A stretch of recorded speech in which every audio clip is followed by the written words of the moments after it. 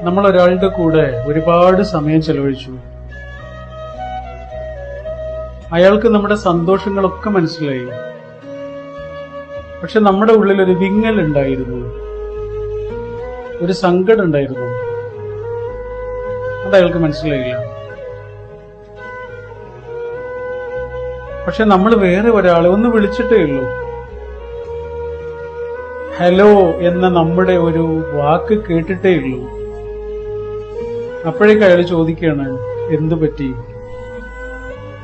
എന്താണ് സൗണ്ടിന് എന്തോ ഒരു ഇടർച്ച ഉള്ളത് പോലെ, എന്തെങ്കിലും വിഷമുണ്ടോ എന്ന് ചോദിച്ച് നമ്മൾ ഞെട്ടിക്കുന്ന ചില മനുഷ്യന്മാരുണ്ട്. സന്തോഷങ്ങൾ ആർക്കും മനസ്സിലാവും. സന്തോഷങ്ങൾ നമ്മൾ ആരോടും പ്രകടിപ്പിക്കുകയും ചെയ്യും. പക്ഷെ സങ്കടങ്ങൾ നമ്മൾ അങ്ങനെ പ്രകടിപ്പിക്കുമോ? ഇല്ല. നമ്മൾ പ്രകടിപ്പിക്കാതെ അത് മറ്റുള്ളവർക്ക് മനസ്സിലായെങ്കിൽ എന്നാണ് നമ്മൾ ആഗ്രഹിക്കുക.